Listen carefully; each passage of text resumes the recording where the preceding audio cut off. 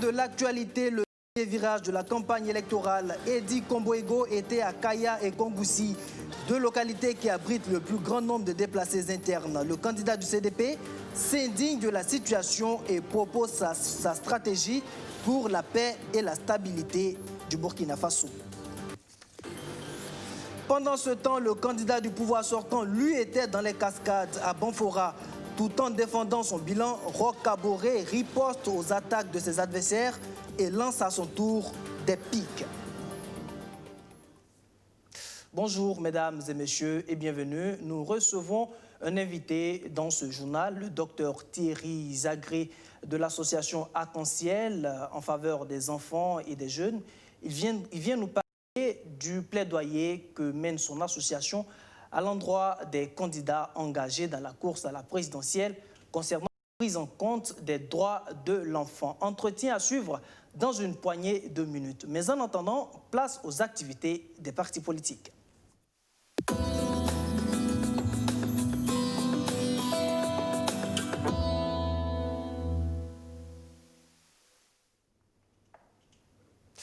Je vous le disais à l'instant, Eddy Komboego à Kongoussi et à Kaya en début de semaine.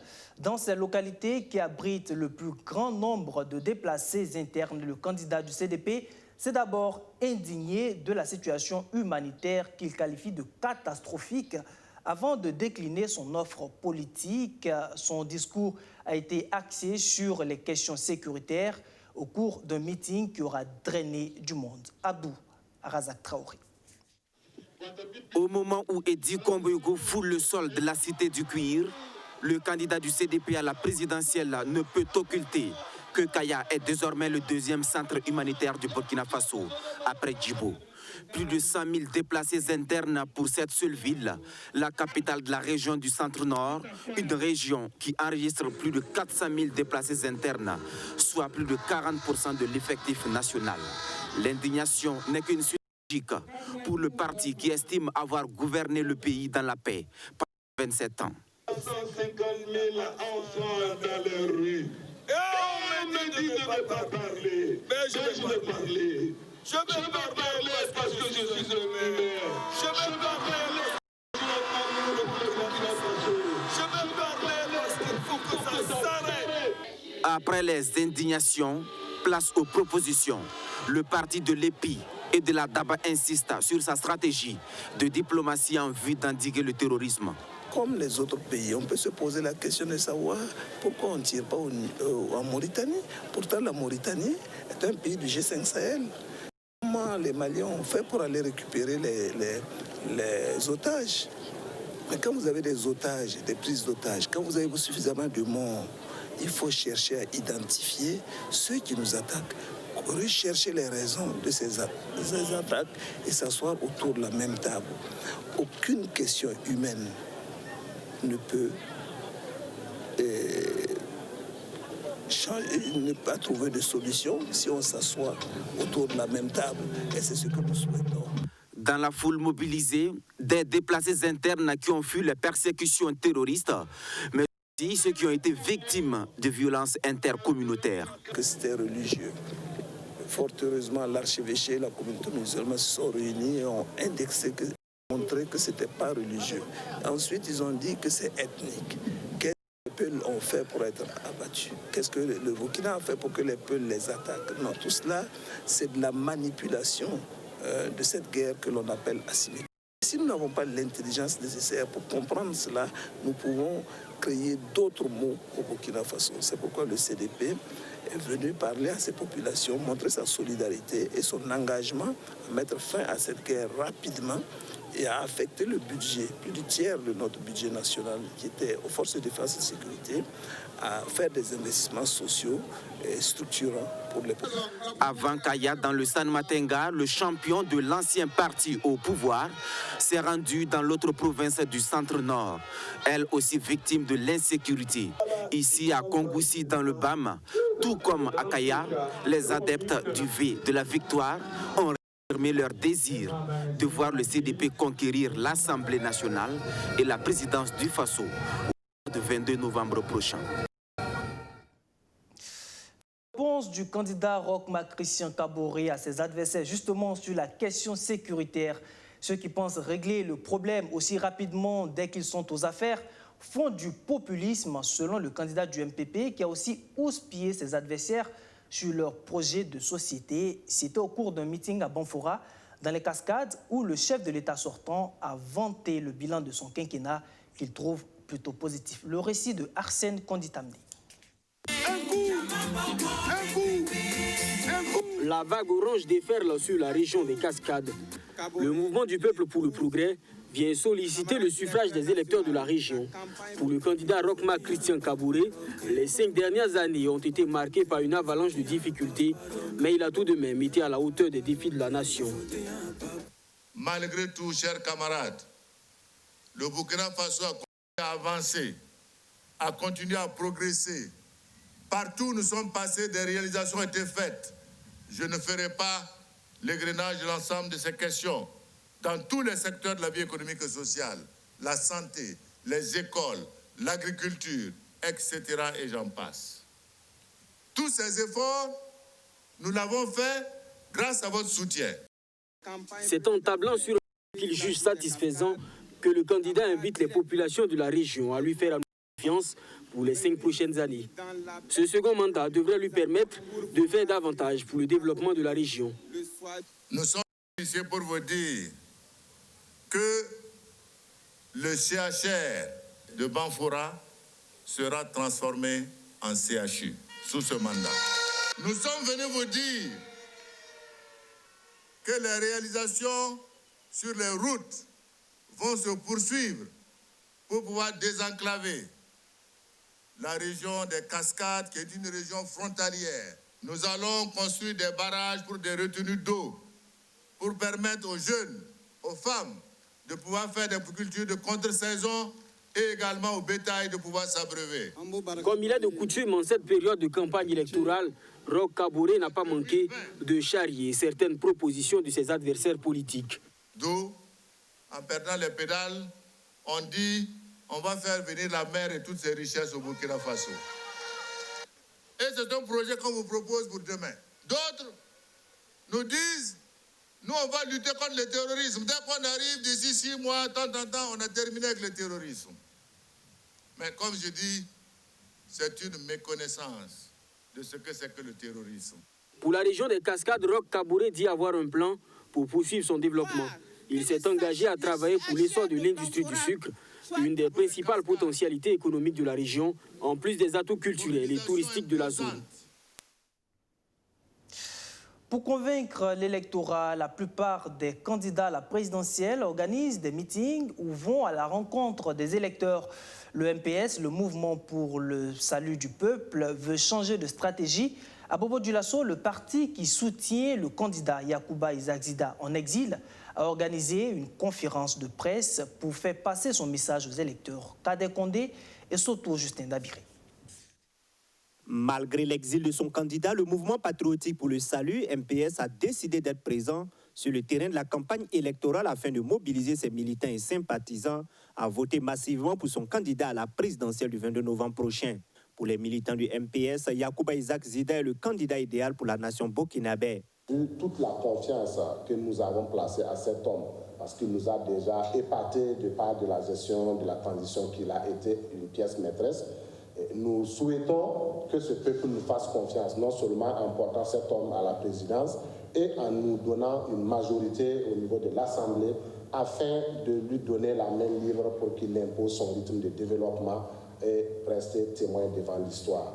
La section provinciale du MPS déplore le fait que son candidat à l'élection présidentielle soit hors du Burkina Faso.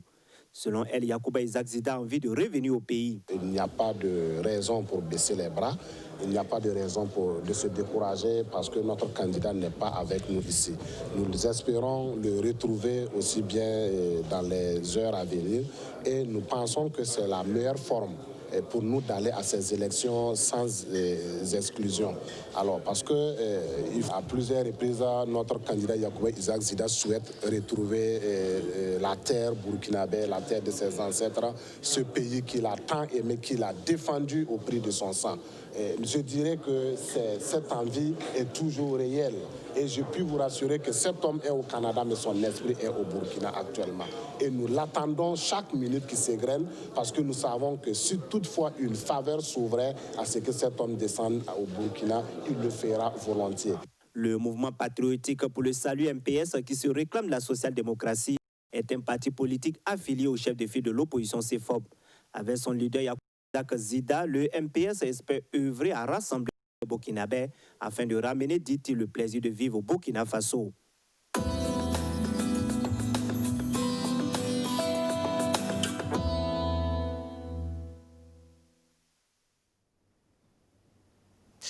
Je vous l'annonçais en début de journal, place à présent à notre entretien avec le docteur Thierry Zagré de l'Alliance Arc-en-Ciel, une organisation engagée dans la défense des droits des jeunes et des enfants. Bonjour, docteur Zagré. Bonjour à vous. Et merci de répondre à notre invitation. Merci à vous. Alors, vous êtes le porte-parole de l'Alliance Arc-en-Ciel en faveur des enfants. Vous êtes sur ce plateau pour nous parler du plaidoyer que vous initiez à l'endroit des candidats à la présidentielle afin qu'ils prennent en compte la cause des jeunes et des enfants. Mais avant, parlez-nous rapidement de votre association.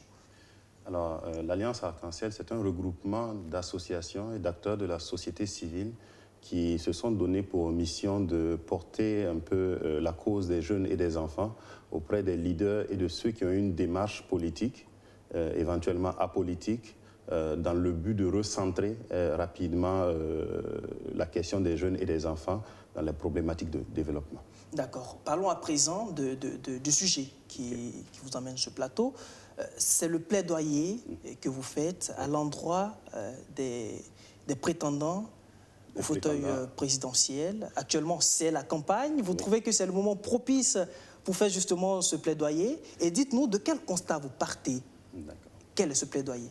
Alors, d'abord, il faut revenir sur la question des jeunes et des enfants qui, selon nous, selon toutes les associations qui ont porté réflexion sur le sujet, nous avons trouvé qu'il y avait un manque de prise en compte des problématiques liées aux jeunes, notamment à travers les différentes thématiques que nous avons dégagées pour l'Alliance, à savoir la question de l'alimentation, la nutrition, la sécurité routière, les violences, l'état civil, toute une panoplie de thématiques qui, selon nous, devraient avoir une place prépondérante dans les projets de société des différents candidats. Et ce n'est pas seulement les candidats à la présidentielle, c'est aussi les candidats aux élections législatives et aux prochaines élections municipales éventuellement. Nous désirons porter ces questions-là et faire en sorte que ces personnes ou ces groupes de personnes prennent en compte à travers leur projet de société la question des jeunes et la question des enfants. D'accord, mais on est déjà à plus de 2 semaines de la campagne. Oui. Est-ce que dans les différents discours des candidats, qu'ils soient à la présidentielle ou encore aux législatives, est-ce que vous sentez que la question est prise en compte? Est-ce que vous sentez que ça revient dans les discours? Ça revient quelquefois, mais nous estimons simplement que peut-être que ce n'est pas encore mis en emphase. Dans le brouhaha de la campagne électorale, il est difficile de demander à des candidats de prendre des décisions fermes et des engagements fermes. Mais c'est ce que nous voulons les amener à faire. Mais comme le projet de société ne se limite pas à la campagne et qu'il y aura l'après-campagne, alors l'Alliance Arc-en-Ciel va faire un suivi après les élections, que ce soit pour ceux-là qui auront eu accès au pouvoir ou pas du tout, pour qu'ensemble nous puissions collaborer ensemble de sorte à pouvoir réaliser des résultats favorables pour notre jeunesse. Venons à un point qui vous tient à cœur. Vous mettez un point d'honneur sur la question de la sécurité alimentaire et de la nutrition. Oui. Alors, on suppose que c'est sûrement dû au taux de mortalité infantile encore très élevé dans notre pays. Bien sûr, il y a cette question qui se pose et il y a beaucoup d'acteurs dans notre réseau qui travaillent depuis très longtemps à éradiquer ou à faire en sorte que nous ne faisons plus face à ce genre de problème. Et c'est ensemble, en fait. Ce n'est pas eux, ce n'est pas des acteurs clés et ce n'est pas des acteurs seulement clés qui vont amener des résultats. C'est un travail d'ensemble, c'est un travail d'équipe. Alors, la question de la nutrition, comme toutes les autres thématiques, c'est des questions politiques, c'est des questions économiques, c'est des questions sociales. Il y a tout un ensemble de problématiques transversales. Et seulement ceux-là qui sont sur le terrain ne peuvent pas changer les choses. Il va falloir que nous nous donnions la main pour avoir des résultats qui sont concrets et palpables. Vous invitez donc les futurs dirigeants du pays à finaliser le processus de révision des textes portant ancrage institutionnel de la nutrition. Oui, et pas seulement la nutrition, je tiens à le préciser, mais les questions, il faut des décisions fermes et en fait d'actions directes sur le terrain. Il ne faut pas que ceux qui sont sur le terrain et nous qui sommes en train de porter le plaidoyer, nous soyons seuls. Nous avons besoin du concours de tout un chacun, nous avons besoin de l'aide de toutes les parties prenantes et nous avons besoin de l'aide de ceux-là qui vont prendre de grandes décisions, qui vont avoir de l'impact. Alors, l'adulte de demain, c'est le jeune d'aujourd'hui. Alors, donc, nous devons travailler, si nous voulons bâtir une société durable, nous devons mettre encore et toujours les jeunes et les enfants au cœur de nos projets de société. Un dernier message rapidement à l'endroit de tous ceux qui aspirent à diriger ce pays rapidement. Je pense que quel que soit le projet de société, j'aimerais bien attirer leur attention là-dessus. Il n'y a pas de projet durable sans les jeunes, il n'y aura pas de projet durable sans les enfants. Et pour bâtir, quel que soit le modèle à vouloir bâtir, il faut recentrer les choses sur la jeunesse. Si la jeunesse se sent délaissée, alors le projet de société ne sera pas viable et nous sommes tous perdants. Merci, docteur Thierry Zagré, d'avoir répondu à notre invitation. Nous serons très ravis de vous recevoir une prochaine fois, mais restez avec nous pour la suite du journal. Alors, nous poursuivons avec, pour parler de cette fois-ci, de cette conférence publique sur la place des valeurs endogènes dans le processus de développement des pays africains. Une rencontre organisée par le Parti pour la Renaissance nationale de Laurent Gbagbo. Et vous l'entendrez, il est certes de moins en moins sous le feu des projecteurs, mais Laurent Gbagbo est resté égal à lui-même. Stéphanie Yen. Une salle pleine à craquer. Comme dans un amphithéâtre, les étudiants sont venus écouter le professeur Laurent Gbagbo. À l'ordre du jour, le développement endogène, la recette du fondateur du PAREN, le Parti pour la Renaissance nationale, pour sortir le Burkina Faso du sous-développement. On avait oublié que les Africains aussi, là, ils avaient un modèle de développement, un modèle de production. Mais vous avez vu toujours le mépris que les Blancs ont eu pour nous les Africains. Toujours du mépris. Mais en Afrique, le matin, tous les frères s'en vont cultiver le champ collectif. Voilà la partie socialiste. Personne n'est à la traîne. Mais en même temps, chacun a son petit champ, chacun a son petit élevage pour ses besoins superflus, ses besoins personnels. Regardez comment nos pères étaient plus intelligents que les Blancs. Plus intelligents que les Blancs. La politique, c'est les idées selon le professeur Gbagbo qui dit en avoir à revendre, notamment en ce qui concerne le développement de l'agriculture et de l'élevage. Si la pluie ne veut pas venir vers nous, aux parents, on est très intelligents, nous allons aller vers la pluie. Il n'y a rien de miraculeux. Regardez les pluies qui sont tombées cette année-là. Où est partie l'eau déjà? Nous devrons arrêter chaque goutte d'eau. Selon le ministre de la Culture, Abdoul Karim Sango, l'un des filleuls du professeur Gbagbo, l'identité culturelle est le socle du développement du Burkina Faso. L'idéal pour lui est de construire l'identité du peuple en partant des valeurs culturelles. L'analyse a abouti que le mal africain, le mal burkinabé, c'est que nous n'avons pas un processus de développement endogène.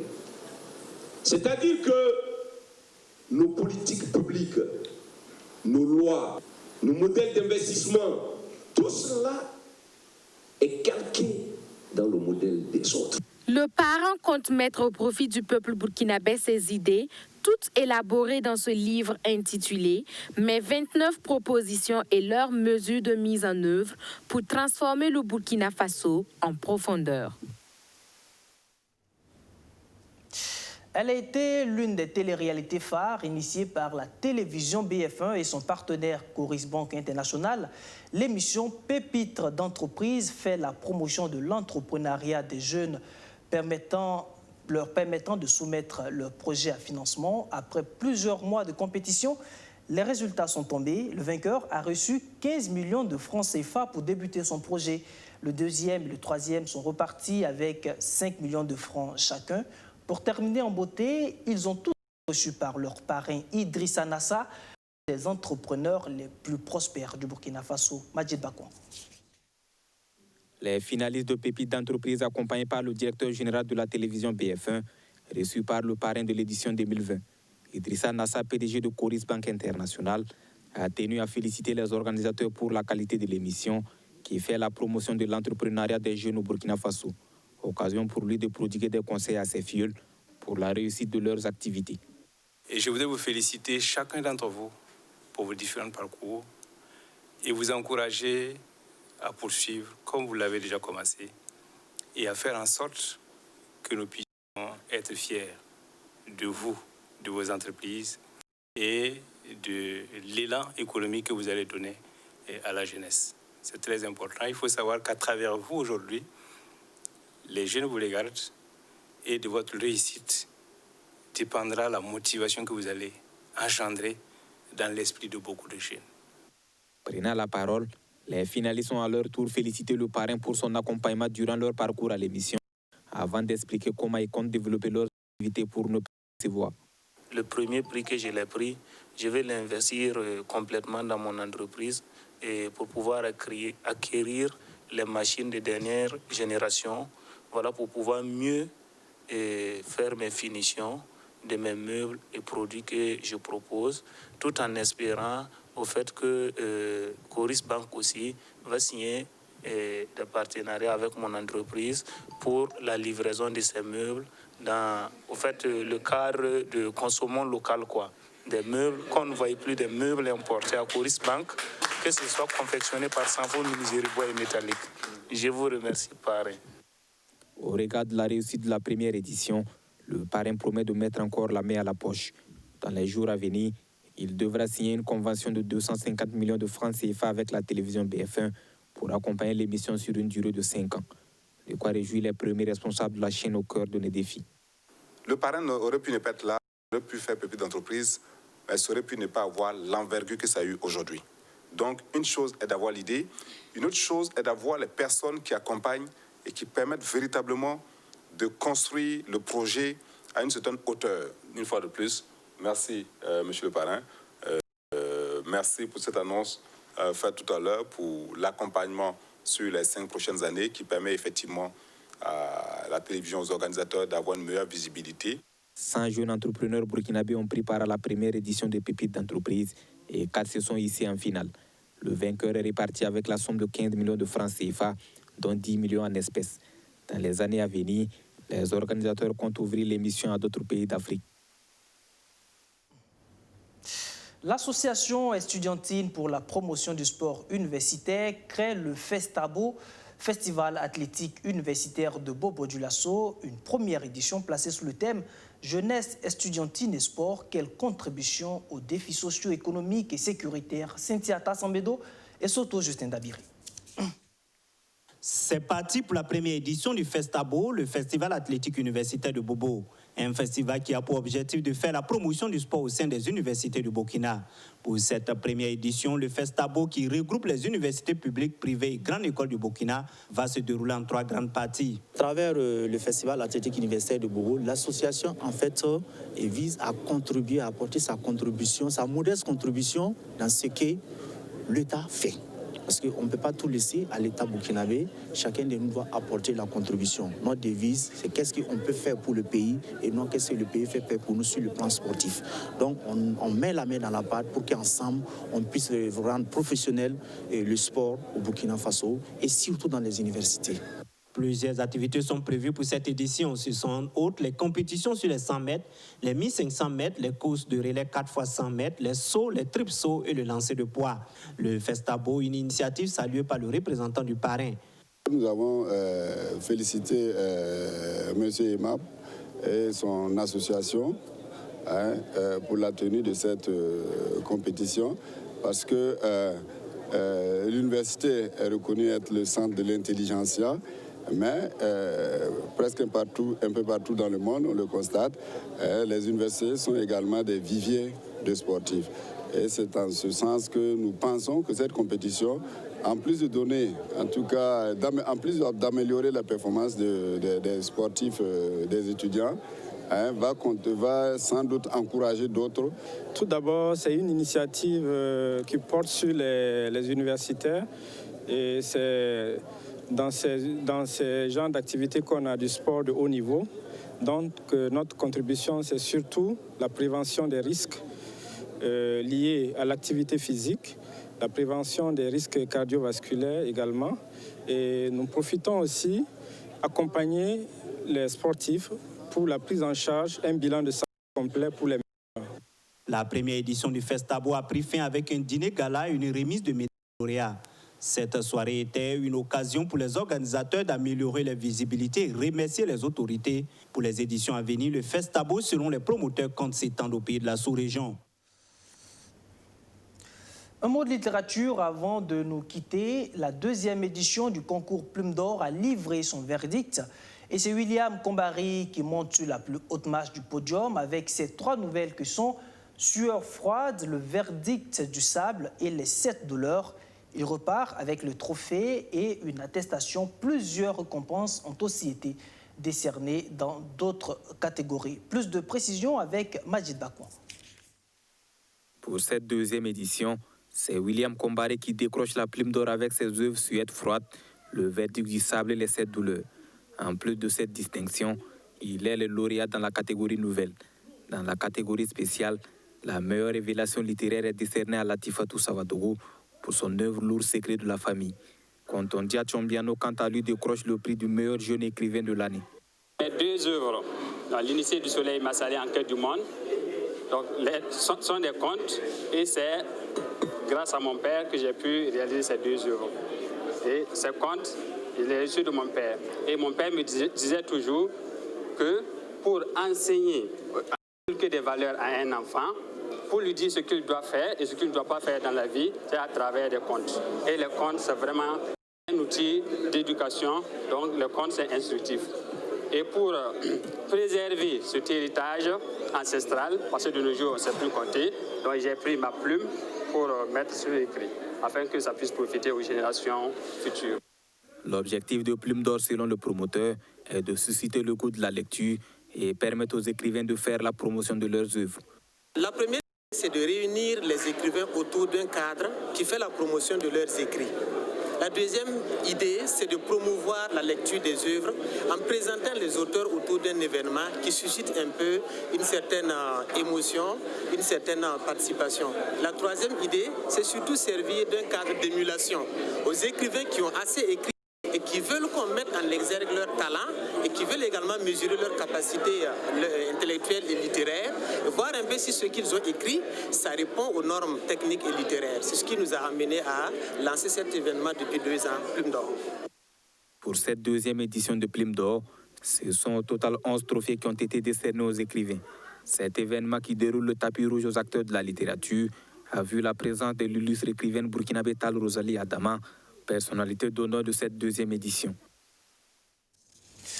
Fin de cette édition. Merci de l'avoir suivi. Je vous donne rendez-vous demain, si Dieu le veut. Excellent suite de programme sur notre chaîne. Bonsoir.